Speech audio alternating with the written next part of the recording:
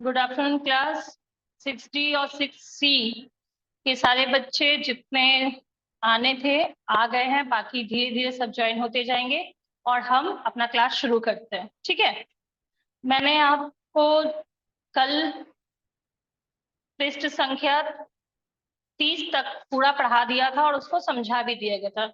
अब पाठ के आगे की कहानी हम पढ़ेंगे और समझेंगे, पर उससे पहले मैंने आपको एक गृह कार्य दिया था जिसमें मैंने आपको सुंदरलाल बहुगुणा के बारे में एक पेज का, एक पृष्ठ का लिखने के लिए, निबंध लिखने के लिए दिया था। तो सिर्फ दो नाम आ रहे हैं, एक गायत्री का आ रहा है और एक स्वर्णिमा का आ रहा है। तो मैं इन दोनों को अनम्यूट कर रही हूँ। बाकी का होमवर्क क्यों नहीं बना है, ये गलत बात है, आप लोग को सबको बनाना है। स्वर्णिमा अपने आप को अनम्यूट करो। Yes ma'am. हाँ बोलिए, क्या लिखा है आपने? सुंदरलाल बहुगुणे का जन्म सन 1927 को उत्तराखंड के 1927 1927 को हुआ था उनका जन्म। तो 1927 से बोलते हैं, 1927 को हिंदी में 1927 कहते हैं। 1927 को उत्तराखंड के मंडोली नामक स्थान पर हुआ था। यह अपने प्राथमिक शिक्षा के बाद बीए की शिक्षा हेतु लाहौर चले गए और इनकी पत्नी का नाम श्रीमती विमला था। इनके 3 संतान थे। सुंदरलाल बहुगुणा अपने पत्नी के साथ मिलकर पर्यावरण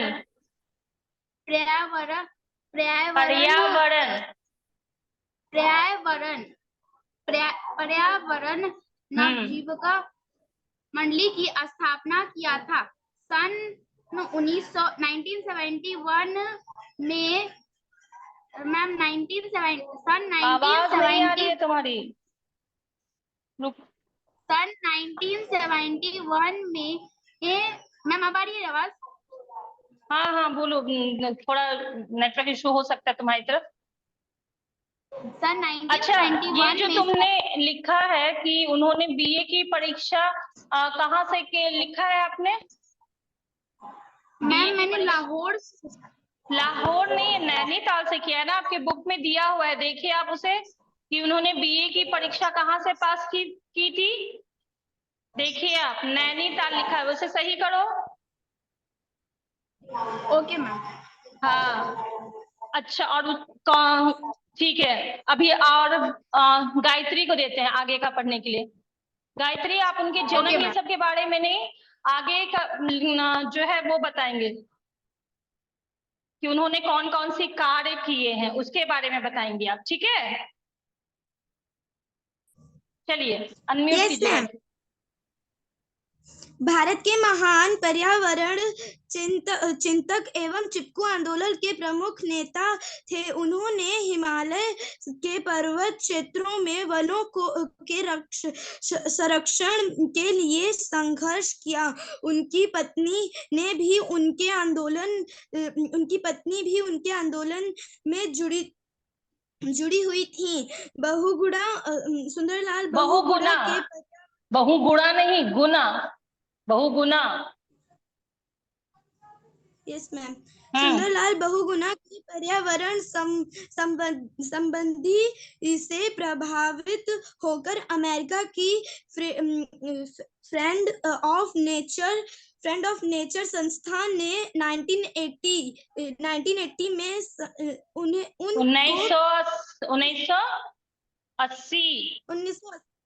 1980 में उनको पुरस्कृत किया। 1981 में। Yes ma'am. अच्छा, अब सुनो इधर, अब क्या मैं कह रही हूँ कि बाकी सब भी लिख लेंगे, इन दोनों ने लिख लिया है, इससे पता चलता है कि ये दोनों अपने क्लास को बहुत अच्छे से कर रही हैं और टीचर की बात सुन रही हैं। बाकी सबको भी काम करना है। जब आप स्कूल आएंगे तो इसका मतलब ये नहीं है कि आप लोग का ये जो ऑनलाइन में जो भी होमवर्क और क्लास वर्क कराया गया है वो आप नहीं करके आएंगे। मैं सारी चीजें, मुझे याद है कि मैंने आपको क्या होमवर्क दिया है, क्या नहीं दिया है। तो जो चीजें आपको करवा दी गई है वो होना चाहिए।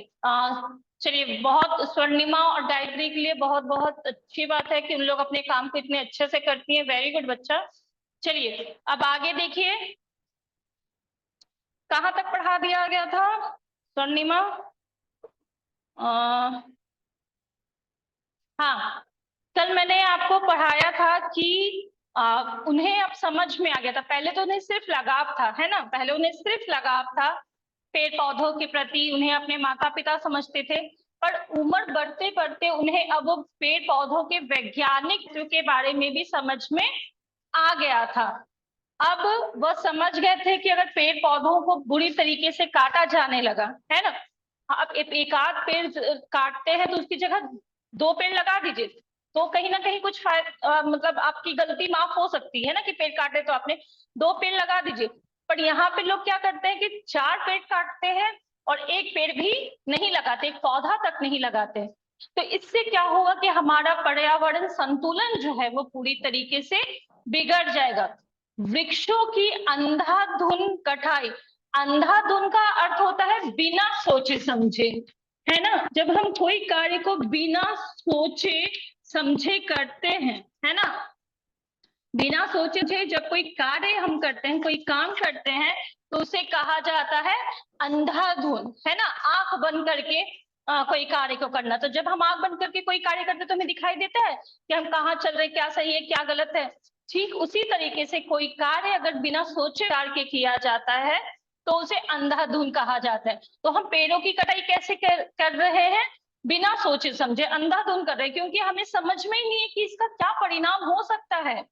और अगर किसी को पता भी है तो उस चीज की तरफ उनका ध्यान ही नहीं जा रहा है, उनका ध्यान ही नहीं जा रहा कि अगर वो पेड़ पौधे ज्यादा मात्रा में काटेंगे तो क्या नुकसान हो सकता है। पहला कारण यहाँ पे दिखा रहा है कि वर्षा न होने से सूखे की स्थिति उत्पन्न हो जाएगी। सबसे पहला जो कारण बता रहे हैं कि बारिश नहीं होगी, क्यों? पेड़ पौधे हम ज्यादा काट रहे हैं, वर्षा नहीं होगी। फिर उसके बाद क्या होगा कि सूखा पड़ जाएगा, अकाल पड़ जाएगा, सूखा की स्थिति उत्पन्न हो जाएगी।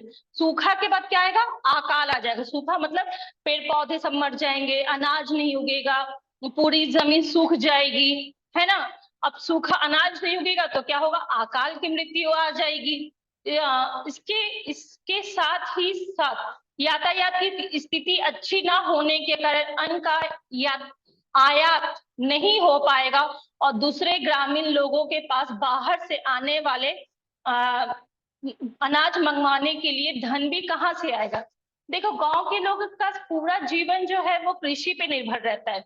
वो अनाज उगाते हैं, उसी को खाते हैं, उसी को बेच के अपने जरूरत की बाकी सारी सामग्री भी खरीदते हैं। उनका सारा जो भी धन कमाई जो है वो कृषि के कारण ही है। और अगर ऐसा नहीं होगा तो ना वो बाहर से अनाज को मंगा सकते हैं, और अगर अनाज नहीं होगा तो बाहर देश में भेज भी नहीं पाएंगे, तो उनसे ना उन्हें पैसा मिलेगा और ना ही उन्हें कोई और कार्य के लिए सामान वो इकट्ठा कर पाएंगे। परिणाम यह होगा कि लोग भूखों मरने लगेंगे। भूखों मरने लगेंगे मतलब इंसान के पास अनाज ही नहीं होगा। पैसा अगर है भी, मान लीजिए आपके पास पैसे हैं, करोड़ों रुपए हैं, पर अनाज है ही नहीं। दुकान में आप जाए, 1000 का नोट लेके जाए, बोले कि अनाज दीजिए, बोले अनाज है ही नहीं, खत्म हो गया सब, तो क्या आप पैसे खाने लगेंगे? अब 500 के रुपए को खा जाएंगे तो क्या आपका पेट भर जाएगा? 2000 के नोट खा जाएंगे तो आप 1000 रुपए खा जाएंगे तो आपका पेट भर जाएगा। पैसे नहीं खा सकते ना, सोने के सिक्के नहीं खा सकते, गहने नहीं खा सकते, आपको खाने के लिए अनाज ही चाहिए। और वो कैसे होगा? जब कृषि होगी। कृषि कब होगी? जब वर्षा होगी। समझ में आया? वर्षा कब होगी? जब पेड़ पौधे होंगे। तो सब एक दूसरे से मिलता जुलता है। हम ऐसा सोचते हैं कि अरे एक पेड़ काटने से क्या हुआ, 2 पेड़ काटने से क्या, अगर यही सोच तो सबकी है, यही सोच सबकी है। कोई ये नहीं सोच रहा कि अरे एक पेड़ लगा देते, कोई ये नहीं सोच रहा, सब एक पेड़ काटने के बारे में सोच रहे हैं। तो इससे ये सारे दुष्ट परिणाम हमें देखने को मिल सकते हैं। सुंदरलाल की वाणी, वाणी मतलब बोली, है ना। देखो, बोलने के लिए बहुत इंसान बोलता है, हर इंसान बोलता है ना, और बहुत कुछ बोलता है। पर कुछ लोग ऐसे होते हैं जिनकी वाणी हमें उनकी ओर आकर्षित करती है। समझ में आ रही है बात? कि कोई बोलता है तो 2 पल के लिए आप रुक जाते हैं कि ये बोलते बहुत अच्छा है, इनकी बात सुननी चाहिए। लोगों में कुछ लोगों में ऐसी शक्ति होती है उनकी बोली में कि वो अपनी बातों से दूसरों को, सामने वाले को, श्रोता को वो अपने और आकर्षित कर सकते हैं, उन्हें अपनी बात मनवा सकते हैं, समझा सकते हैं। ठीक है, प्रभाव और अंदर योग्यता थी। योग्यता मतलब गुण, योग्य होना। उसने ये पक्ष लोगों के सामने रखे। अब वो जब भी कहीं भी जाते तो लोगों को इकट्ठा करते, उन्हें ये सारी बातें समझाते। उनकी बातों को सुनकर लोगों को लगा कि ये ठीक कह रहा है। मैंने आपको पहले ही कहा कि पहाड़ के लोग और गांव के लोग अपने पेड़ पौधों से बहुत ज्यादा लगाव महसूस करते हैं, पर पेड़ काट भी रहे थे। पर अब उन्हें धीरे धीरे इनके समझाने पे, सुंदरलाल के समझाने पे ये बात समझ में आने की, ये आदमी ठीक कह रहा है। हम पेड़ इस तरीके से काटते जा रहे घर बनाने के लिए या बाकी किसी कार्य से, तो इससे क्या नुकसान होगा, ये बात इन्हें अब समझ में आने लगी थी। उन्हें उसका साथ देना चाहिए। अब लगा कि अब उन लोगों को किसका साथ देना चाहिए, किसका साथ देना चाहिए, सुंदरलाल का, है ना। यही नहीं, सुंदरलाल अपने मित्रों के साथ आसपास के सभी गांवों में अपनी यात्रा प्रारंभ की। प्रारंभ मतलब शुरुआत, प्रारंभ मतलब शुरुआत, है। प्रारंभ मतलब शुरुआत, कोई कार्य को शुरू करना। प्रारंभ की, आरंभ भी लिख सकते हैं आप, है ना। सभाओं का आयोजन किया, है ना, और लोगों को वृक्षों का महत्व तथा उनके कटने से सिर पर मंडरा रहा। मंडराना मतलब घूमना, मंडराना मतलब घूमना, सिर के ऊपर कोई चीज घूमते रहे। तो कभी सर के ऊपर मक्खी घूमती है तो बोलते ना तुम्हारे सर पे मक्खी मंडरा रही है। मंडरा रहे खतरे के बारे में सचेत किया। सचेत मतलब सावधान, है। हम किसी को बताना कि देखो अगर आप कहीं जा रहे हैं ना, आपका दोस्त आपके साथ कहीं जा रहा है और आप देखें कि आगे गड्ढा है, तो आप उसे बोलेंगे रुको, रुक जाओ, नहीं तो गिर जाओगे। तो ये क्या है, सावधान करना, सचेत करना उसको। उसने इसके बारे में सरकार को पत्र लिखा। अब उसे लगा कि कोई भी काम को बड़े पैमाने पे करने के लिए, विस्तार रूप से करने के लिए हमें सरकार की आवश्यकता लेनी बहुत जरूरी है। आप कुछ लोग मिलके हम कोशिश कर सकते हैं कि उस कार्य को बदल सकते हैं, पर बड़े पैमाने पे करने के लिए, बड़े स्तर पर करने के लिए हमें एक सरकार की जरूरत पड़ती है। तो उन्होंने अब सरकार को पत्र लिखा। तरु रक्षण, है ना, तरु मतलब पेड़, है ना, तरु मतलब पेड़, और रक्षण मतलब रक्षा करना, है ना, पेड़ों की रक्षा करना। तरु रक्षण का अर्थ क्या हो गया, पेड़ों की रक्षा करना। एक मिनट,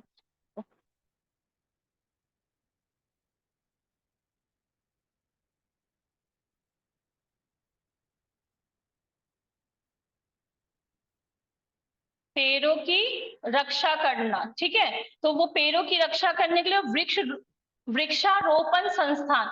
अब देखो कि यहाँ पे आप देखोगे कि दो चीज लिखा है ना, तरु रक्षण,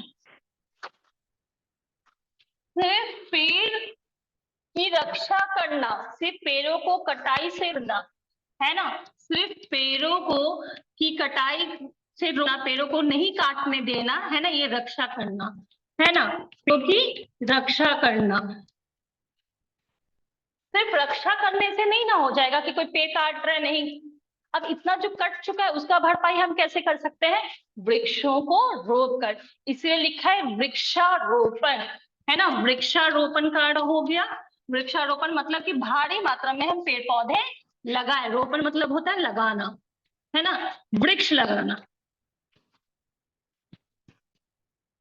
तो भारी मात्रा में हम पेड़ लगाए, सिर्फ पेड़ काटने से रोके नहीं, लोगों को पेड़ काटने से सिर्फ रोके नहीं, बल्कि क्या करें, हम भारी मात्रा में पेड़ पौधे भी लगाते जाए। तो एक तरफ लोगों को समझाते थे कि पेड़ मत काटिए, और दूसरी तरफ से समझाते थे कि पेड़ पौधे लगाइए, ठीक है। इसके साथ ही उसने लोगों को वृक्षों की कटाई रोकने का एक नया ढंग बताया। ढंग मतलब तरीका, ढंग मतलब तरीका, है ना। उन्होंने नया तरीका बताया। अब क्या तरीका बताया, अब लोगों को समझा के वो थक चुके थे। थक तो नहीं चुके थे, मतलब उन्हें एक नया दिमाग है कि बहुत बार लोग आपकी बात नहीं सुनते, नहीं समझते कि तुम्हें क्या मतलब है, ये मेरे खेत में आता है, ये पेड़ मैं काटूंगा, ये मेरे बगीचे का पेड़ है, तुम्हें क्या दिक्कत है। तरह तरह से लोग लड़ाई झगड़ा करना शुरू कर देते थे। तो उन्होंने अब क्या किया, एक नया तरीका,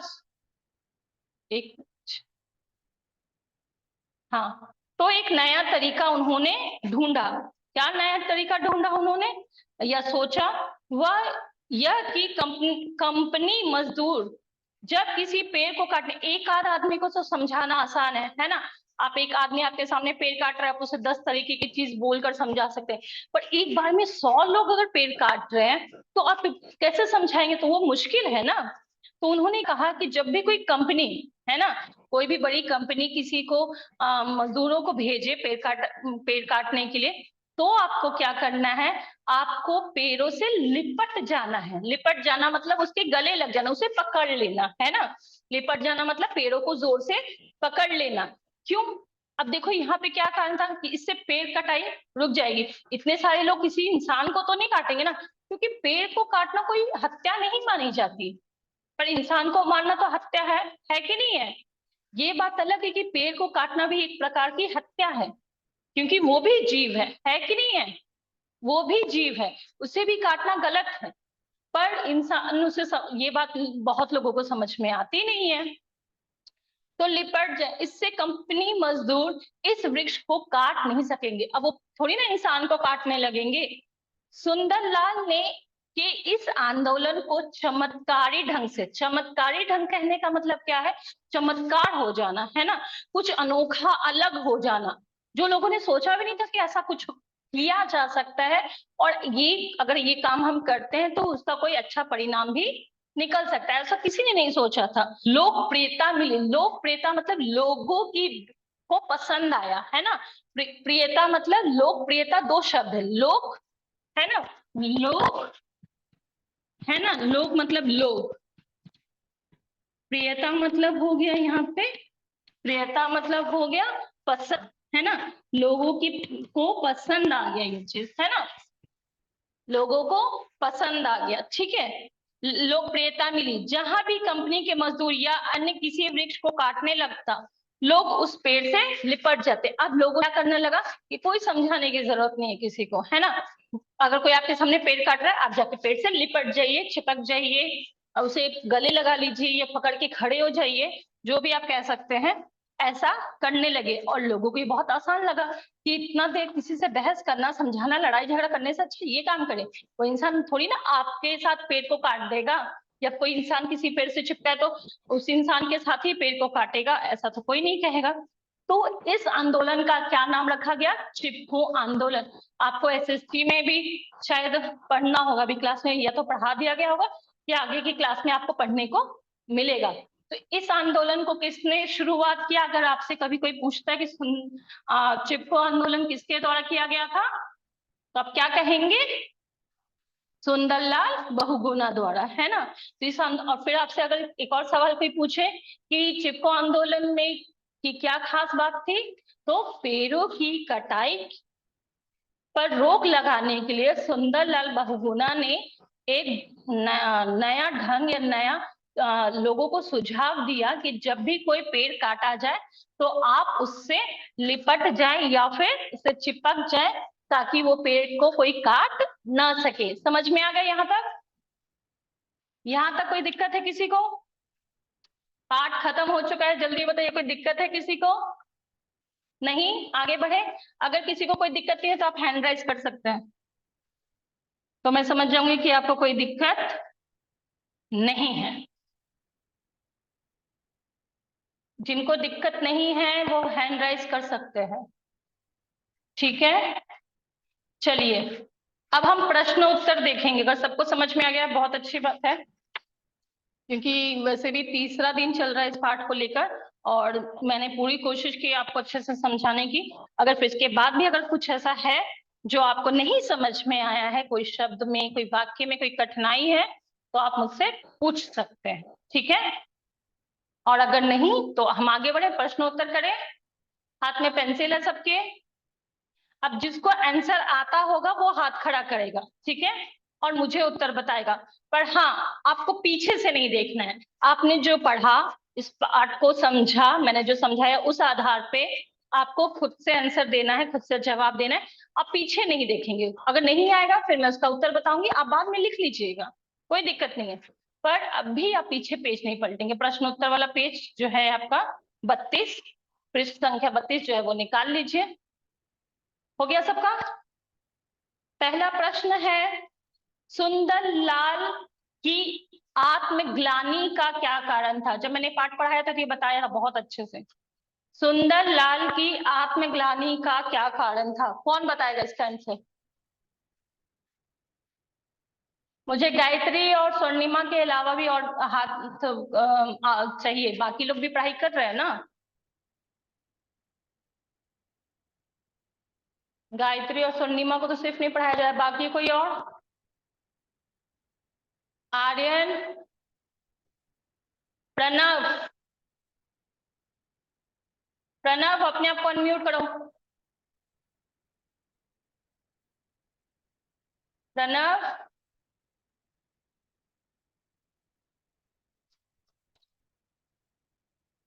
चलिए गायत्री को अनम्यूट करते हैं, ठीक है? हाँ गायत्री बोलिए। मैम क्योंकि वो कंपनी के मजदूरों को पेड़ काटने से रोक नहीं पाए थे। हाँ वेरी गुड। एक लाइन का तो जवाब है आपका, एक वाक्य का, कि सुंदर लाल की आत्मग्लानि का कारण ये था कि वो कंपनी के मजदूरों को पेड़ काटने से रोक नहीं पाए, है ना? सब लिख लेंगे। दूसरा है प्रश्न, सुंदर लाल ने वृक्षों की कटाई रोकने के लिए कौन कौन से कार्य?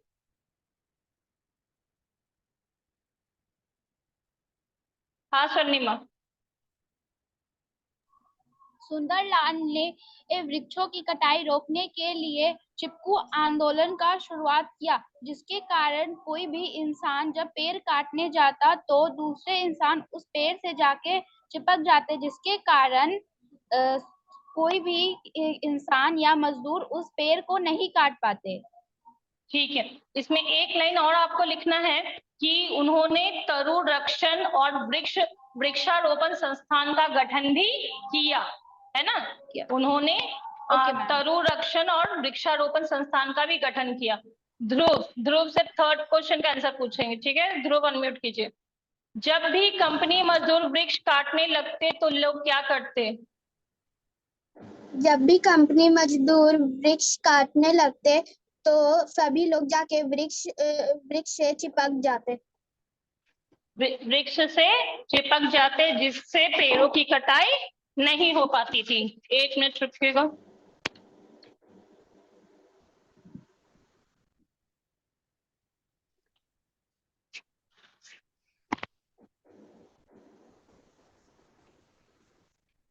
चलिए ये तीनों प्रश्न उत्तर सबका बन जाएगा।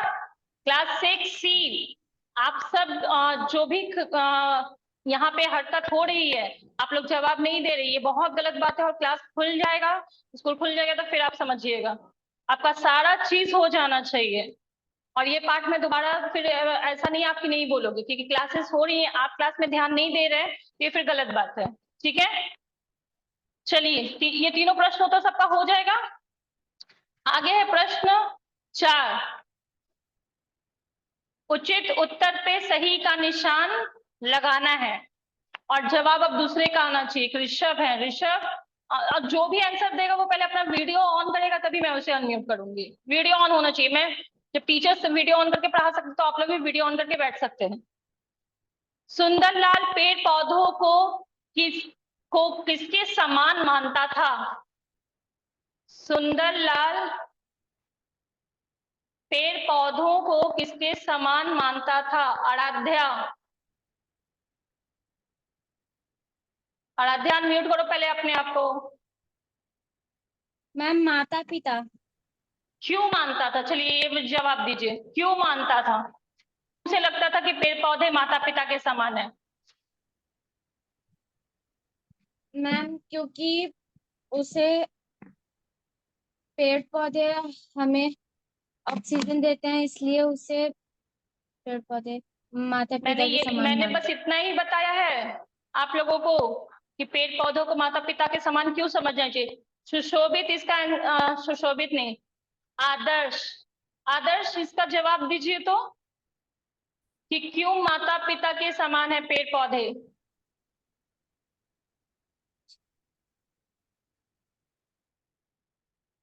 आदर्श आपकी आवाज नहीं आ रही है। ध्रुव, चलो बताओ ध्रुव।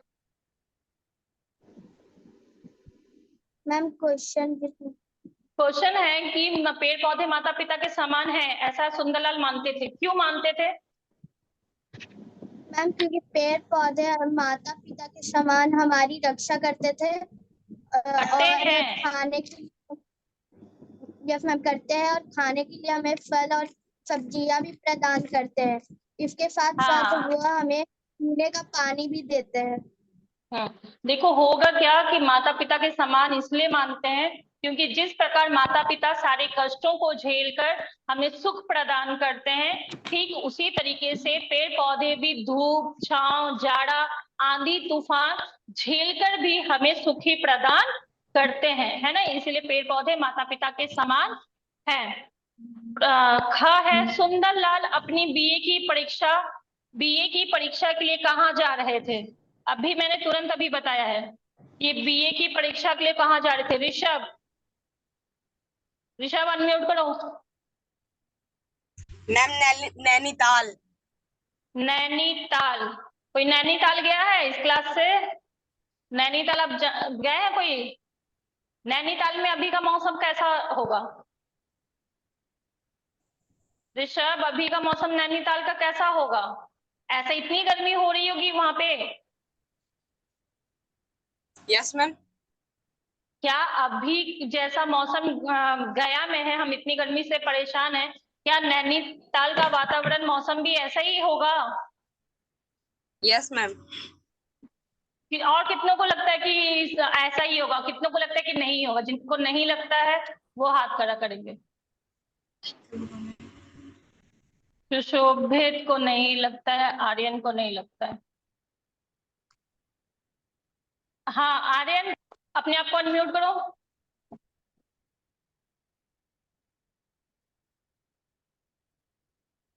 आदर्श भी अपने आप को अनम्यूट कर सकते हैं।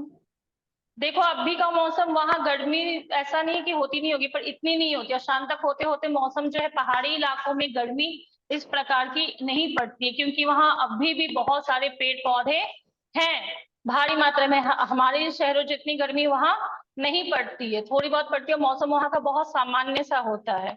ठीक है, चलिए आगे देखिए।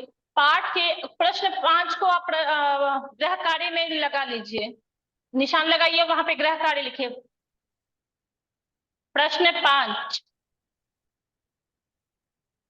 ठीक है, ये आपका गृह कार्य। और जितना पाठ में से अभी तक जितना भी प्रश्न उत्तर है और जो गृह कार्य है, सब आपकी कॉपी में हो जाना चाहिए। और ये दोनों क्लास के लिए बोला जा रहा है, ठीक है। और जिसका हो गया, जिनने लिख लिया है, अभी लिख लिया है, वो बहुत अच्छी बात है कि आप साथ साथ में कार्य करते जा रहे हैं। अब बातचीत के लिए, अच्छा बातचीत से पहले अनुमान कल्पना देखिए, सभी अनुमान कल्पना देखिए। यदि आपको कोई व्यक्ति पेड़ काटता नजर आ जाए तो आप उसे किस प्रकार से समझाएंगे? इसका जवाब बहुत अच्छा सा आना चाहिए। ये आपकी सोच के आधार पे, इस पाठ को पढ़ने के बाद जो बनी है उस आधार पे आप बताएंगे। कौन बताएगा? सिर्फ मेरे पास ध्रुव और स्वर्णिमा का आया है, मैं दोनों से पूछूंगी और बाकी का भी जवाब आना चाहिए था। एक गायत्री का आया है, ठीक है, कृति, ऋषभ, श्रुति, रोहित, बाकी किसी का नहीं आ रहा है। आदर्श,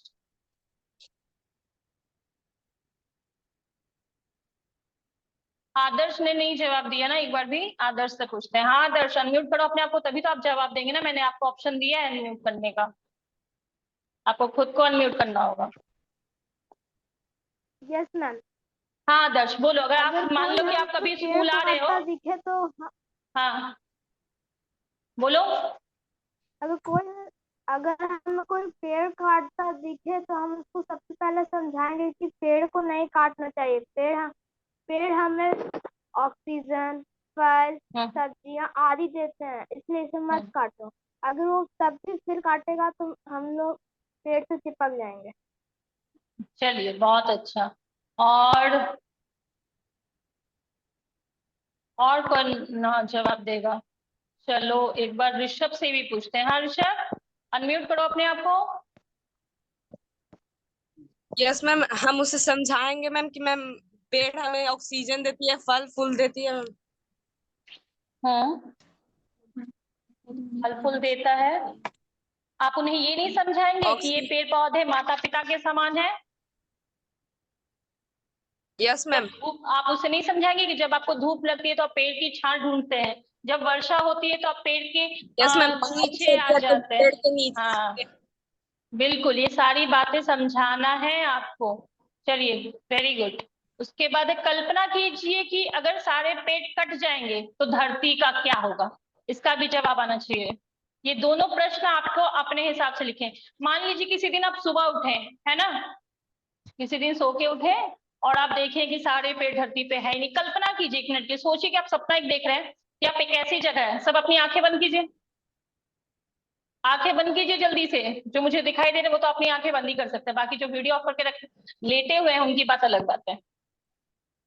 और सोचिए कि आप ऐसी जगह पहुंचे हैं, सुनसान जगह पे, जहां पेड़ के नाम पे कुछ भी नहीं है। एक पेड़ आपको कहीं दूर दूर तक एक पेड़ नहीं दिखाई दे रहा है, ठीक है? उस समय आपके मन में क्या भावनाएं आएंगी और आपको किन किन परेशानियों का सामना करना पड़ेगा? सोचिए कि आपको किन किन परेशानियों का सामना करना पड़ेगा। कि आप ऐसी जगह पे पहुंच जाते हैं जहां दूर दूर तक पेड़ पौधे नहीं है, है ना? अब एक पल के लिए मानिए कि अचानक से बहुत तेज धूप आ गया। अब आप क्या करेंगे? आपके मन में सबसे पहला विचार क्या आएगा? कि काश क्या आएगा विचार? कि काश यहाँ, चलो कौन बोलेगा? अब बताइए मुझे। काश यहाँ, मैं सबको अनम्यूट कर देती हूँ, जो बोलना चाहते हैं बोल सकते हैं ना। मैं अनम्यूट कर देती हूँ। अनम्यूट हो गया सब? आप अपने आप को अनम्यूट कर सकते हो आप।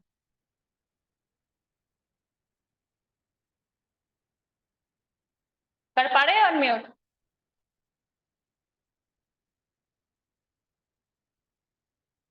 देखो अभी मैंने सबको ऑप्शन दे दिया अनम्यूट करने का। चलिए आप सब बोल सकते हैं। मैम हम शायद पेड़ होते तो हमें इतनी गर्मी नहीं लगती। कि काश अगर पेड़ होता तो मैं उसकी छांव में छुप जाता, बैठ जाता। है ना? बैठ जाता, उसकी Yes, छांव ma'am. में बैठ जाता। चलिए अब विचार कीजिए कि बहुत तेज वर्षा हो रही है ना, बहुत तेज बारिश हो रही है, तब आपको क्या ख्याल आता?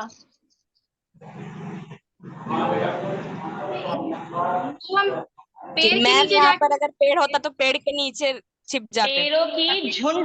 पेड़ों के पत्तों की झुंड में रुक जाता, छुप जाता, और ताकि वर्षा मुझे भींगा नहीं पाती। अच्छा मान लीजिए कि आप ऐसी जगह है जहाँ एक भी पेड़ नहीं है, कोई दुकान नहीं, कुछ नहीं है। अगर आपको भूख लगी तो आपके मन में क्या विचार आता? काश अगर पेड़ होता तो पेड़ से फल तोड़कर खा सकते। तो हम खा पाते। फल तोड़कर खा सकते थे, है ना? फल तोड़कर खा सकते थे। और अगर नारियल का पेड़ होता तो आप खा भी सकते थे और पी भी सकते थे, है कि नहीं है? आप खा भी सकते थे, पी भी सकते हैं। और अगर कोई जानवर, जंगली जानवर आके आप या कोई परेशान आपको करता तो नारियल खाने के बाद जो बचता है उसे फेंक कर अपना मार भी सकते। आप मार सकते थे और अपना बचाव भी कर सकते थे, ठीक है? तो आज का तो समय हो गया है। हाँ बिल्कुल, तो आज का समय हो चुका है क्लास खत्म होने का। कोई दिक्कत किसी को? No ma'am. सब समझ में आ गया है? Yes ma'am. तो आज के होमवर्क में क्या है आपका कि पाठ में